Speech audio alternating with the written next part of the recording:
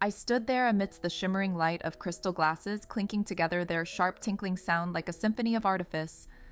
My younger sister Sophie Carter's engagement party was unfolding in a hilltop mansion where impeccably trimmed hedges and rows of luxury cars gleamed under the care of a fleet of valets. Emma Carter, a superior court judge, stood in a simple yet sharp black dress, feeling like a shadow in my own family story. The chandeliers sparkled above a string quartet, played smooth melodies from the corner of the room, but nothing could mask the cold truth: I didn't belong here. Ethan Brooks' family, Sophie's fiancé, glided through the room with perfect smiles, gleaming white teeth, and postures so upright they seemed forged from etiquette manuals. They didn't know who I was, and Sophie, with her smile sharp as a blade, made no effort to introduce me. As I moved through the room toward the champagne table, Sophie's eyes met mine.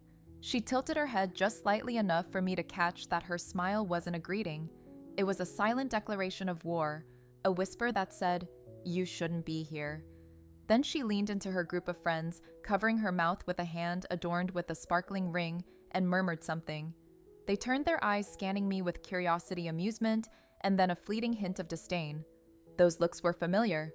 I'd faced them in courtrooms where liars tried to cloak their guilt with charm. But here, under the soft glow of chandeliers, the disdain came from my own sister, who knew me better than anyone. I didn't flinch. I'd seen murderers try to sway juries with their charisma, watched families crumble under the weight of a single wrong decision.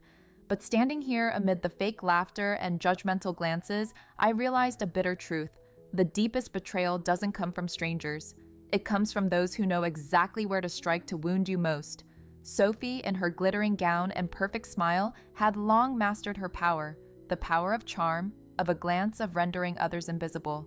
And I, the older sister, always labeled quiet as if it were a curse, stood there, a cold glass of champagne in hand, ready to face the storm I knew was coming. I wasn't here to bask in Sophie's glow. I was here to confront the silence that had followed me for years, a silence woven from whispers, glances, and my own family's indifference. In America, we pride ourselves on standing up for what's right, on fighting injustice, whether it comes from a courtroom or the people we love. I'd learned that in my years behind the judge's bench, where truth was the only thing that carried weight. And tonight I knew that truth would find its voice whether Sophie and the others wanted to hear it or not. The champagne glass remained cold in my hand, the light from the chandeliers reflecting off its surface like a reminder of the glittering pretense around me. But as I stood there amid the laughter and polite embraces of the crowd, my mind drifted to the past, to days when silence wasn't a choice, but the only way I could survive. I looked at Sophie, my sister, gliding through the room like a queen, her sparkling gown catching the light, her smile blazing as if she were born to be adored. And I, Emma Carter, the forgotten older sister, found myself slipping into memories of a time when I learned to become invisible. Growing up in our small suburban Ohio home, Sophie and I were opposites like light and shadow. Sophie, with her golden hair and sparkling eyes, knew how to make the world revolve around her. She was a vibrant storm, always tilting her head just right, pouting at the perfect moment to escape trouble. "That girl has a gift for charming people," our mother Linda would say, her eyes glowing with pride as Sophie spun another sweet lie to cover her mistakes. Our father Richard would merely nod, his eyes fixed on his newspaper as if my presence in the room wasn't worth looking up for. And me, I was the too serious child, the one curled up in a corner with a book correcting teachers and dreaming of worlds where justice wasn't a luxury. At school, Sophie threw parties I was never invited to. She called me the library loner, joking with her friends that I'd been adopted from a dusty bookshelf. Those words, though childish, cut like knives into my fragile self-esteem. Family dinners were Sophie's stage. "Emma doesn't know how to relax," my mother would laugh as if my seriousness was a disease. My father didn't even bother to look up from his plate. No one asked what I wanted to be, no one cared where I went after school as long as I didn't cause a fuss. So I learned to disappear. I buried myself in books in the dry but fair pages of law where truth held more power than smiles or lies. While Sophie chased college boys and fumbled through a communications degree she never properly finished, I threw myself into my studies. I graduated high school early, entered law school on a full scholarship without a single word of congratulations from my family. When my law school acceptance letter arrived, Sophie gave me a sidelong glance and said, "So you're going to be one of those courtroom women with no life, huh?" I didn't respond. I didn't need to. I'd chosen my path, one that didn't require Sophie's spotlight or my parents' applause. After graduation, I moved to another city, clerked for a federal judge, then became a prosecutor facing men in $1,000 suits in white-collar crime cases. At 38, I was appointed a superior court judge, the youngest in my district. A local newspaper ran a story about me, my picture in front of the courthouse robe, in hand, my name bolded on the front page. I sent a copy home. Not a single call, not a single text. That silence no longer stung as it once had. I'd learned the difference between distance and peace. Now standing in the midst of this engagement party, I watched Sophie still the center of every gaze and wondered if she ever realized the cost of the glamour she chased. While she built a world of sweet lies and practiced smiles, I'd built a life on truth, dry, quiet, but solid as bedrock. In America, we talk about the American dream, about rising from hardship through sweat and resolve, but no one talks about its cost, the loneliness, the estrangement, and the scars from loved ones who keep you low so they can feel taller. Sophie and my family had chosen that role, casting me as the shadow so their light could shine brighter. But I was no longer a shadow, not tonight. The light from the chandeliers still sparkled, reflecting off the champagne glass I held loosely in my hand, but my mind no longer drifted to the past. The memories of childhood, of the days I learned to become invisible, were now merely the foundation for a decision growing within me. I was no longer the girl curled up in a corner, quietly enduring Sophie's mockery or my parents' indifference. I was Emma Carter, Superior Court Judge, who had faced liars in the courtroom and never bowed to pressure. And tonight I would walk into my sister's engagement party, not to blend into her radiance, but to shatter the silence that had weighed on me for years. It began with the invitation, a glossy white envelope with rose gold trim reeking of floral perfume, as if Sophie wanted the world to know how refined she was. Inside was a card that read, "Join us in celebrating the engagement of Sophie Carter and Ethan Brooks." No personal note, no hint of a heartfelt invitation, not even a +1. Just cold formality, wrapped in opulence. Then as a final jab, my phone lit up with a text from Sophie. "Hey sis, just FYI, you don't have to come if you're busy. Ethan's family is a bit high class. Don't wear anything too serious. KX. Don't wear anything too serious." Those words were a slap, gentle but deliberate, as if Sophie still saw me as the girl in outdated clothes, clutching books and seriousness like a shield. I could have tossed the invitation aside, skipped the flight, and gone on with my life in a distant city where I had my courtroom, my office, and a respected name. But something in me had shifted. Maybe it was exhaustion from being defined by someone else's story. Maybe it was the smoldering fire from years of being belittled, pushed aside, called too serious like it was an accusation. Sophie didn't know who I'd become. She didn't know that men in $1,000 suits trembled when they addressed me as Your Honor. She didn't know that I'd changed lives with a single gavel strike, that my name had graced front pages, that I'd built a world where truth was the only currency. But she would know, not because I needed to prove anything to her, but because I was tired of letting silence tell my story. I bought a dress. Not the glittering, ostentatious kind Sophie would choose, but a black dress perfectly tailored, elegant, and sharp, like a quiet declaration. It didn't scream for attention, it demanded respect. I booked a flight, rented a car, and declined Sophie's half-hearted offer of a hotel room. I handled it myself as I always had. Each step of preparation was an assertion I wasn't coming to beg for a place in Sophie's spotlight.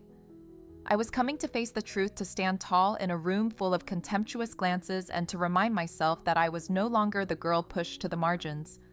As I drove to the hilltop mansion where the party was held, I felt a strange calm within me. Not fear, not anger, but a cold, sharp resolve honed like a blade through years in the courtroom. In America, we're taught that justice isn't just the law, it's standing up for yourself against those who would silence your voice, whether they're enemies or family. Sophie and my family had kept me in the shadows too long, but tonight I would step into the light, not the glittering light of chandeliers, but the light of truth, which I'd spent a lifetime defending. I stood quietly near a corner table, the champagne now warming in my hand, my eyes scanning the room filled with practiced smiles and polite embraces. This hilltop mansion, with its manicured hedges and sparkling chandeliers, was the perfect stage for Sophie Carter. My sister, who glided through the crowd like a star, her sequined gown catching the light, as if she were the center of the universe. I, Emma Carter. Superior Court Judge was still just a shadow in their eyes, unintroduced, unnoticed, just a woman in black half hidden behind a massive floral arrangement. But I wasn't here to be seen their way. I was here to make them see. The party buzzed with laughter and exaggerated stories.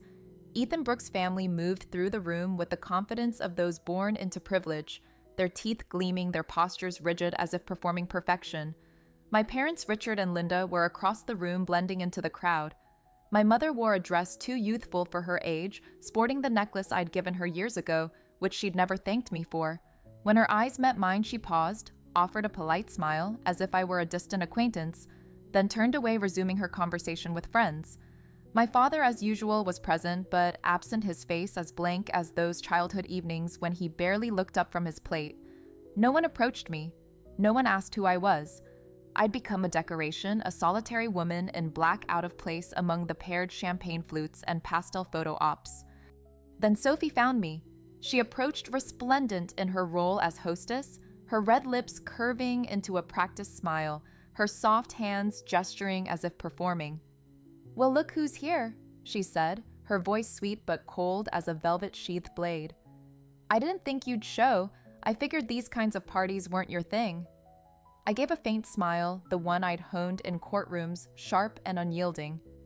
"They're usually not," I replied, "but I was free." She raised an eyebrow, eyeing my black dress as if it were an insult. "Black, huh? Bold choice for an engagement party." I didn't explain. I didn't need to say that black was my statement, what I wore when I wanted respect, not attention.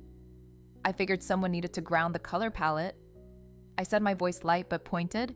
Sophie blinked, unsure if I was being sarcastic, then laughed loudly falsely before leaning in to whisper, "Just don't make things awkward." Okay, Ethan's family is big on appearances and they ask a lot of questions. I looked straight into her eyes.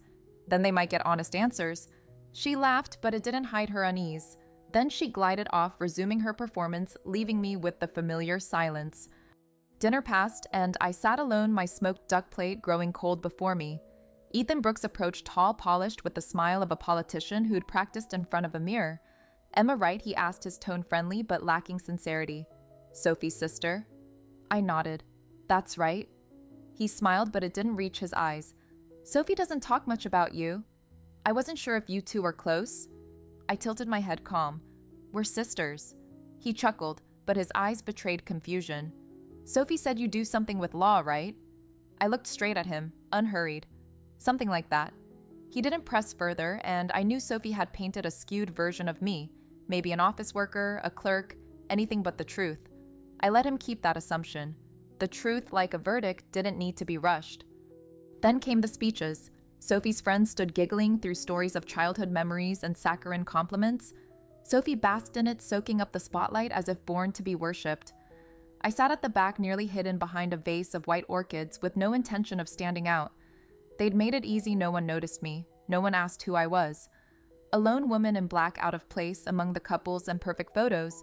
I overheard a guest ask Ethan if Sophie had any siblings. He shrugged, sipping his wine. "Yeah, but they're not close." I didn't blink. That was their story? Always I was the distant one, the cold one, too serious. No one mentioned that Sophie hadn't returned my birthday calls in 5 years, or that I'd flown across the state to care for our mother after surgery, only to be asked to wait outside the recovery room so Sophie could have her moment. Then Sophie stood. She tapped her glass, drawing every eye. The chandelier light sparkled on her sequined gown like a warning flare. "I just want to thank everyone for being here tonight," she said, her voice sweet, radiant. "I truly feel so blessed." The crowd smiled back, some already raising phones to capture the moment. "This might surprise you," Sophie continued, giggling, "but I haven't always been this perfect." Light laughter rippled through. Ethan leaned back, smiling proudly. In fact, Sophie said, her voice dropping as if sharing a secret, when I was a kid, I was the troublemaker. My sister Emma was the complete opposite. She was, how do I put it, very strict, very by the book. She paused, letting the crowd chuckle. She once filed a formal complaint because I borrowed her sweater without asking. I was 13. The laughter grew louder. I sat still, my face expressionless, my hand resting lightly by my untouched plate. "She's always been like that," Sophie went on, gesturing dismissively. "Serious, rigid. Honestly, I'm so grateful she made it tonight. She doesn't do family gatherings or well smiling. She looked straight at me, holding my gaze just long enough for me to feel the blade, then winked." Ethan touched her arm, chuckling. "Be nice." he said, then turned to me as if I were part of the harmless joke. But seriously, we're glad you could make it. Sophie said you work somewhere. County office, right? Or administration. I tilted my head, saying nothing, letting the silence stretch. Some important office job, he added, his tone light but patronizing. It wasn't a malicious insult. It was worse. It was petty trivial, as if I were some nameless clerk in a dusty office not worth remembering. I wiped the rim of my glass, looking straight at Ethan. I'm sorry, I said, my voice calm but sharp as the blade I'd honed over years in court. Where did you hear that? He blinked, caught off guard. Sophie said you do some government thing, office work. I didn't answer right away.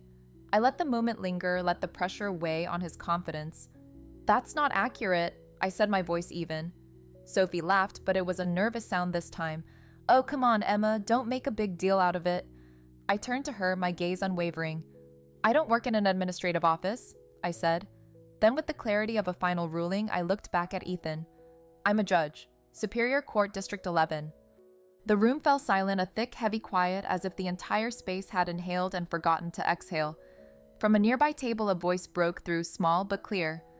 Judge Carter, heads turned. A woman near the stage whispered, the one who handled the Eastman case. Murmurs spread. Phones emerged from pockets quiet.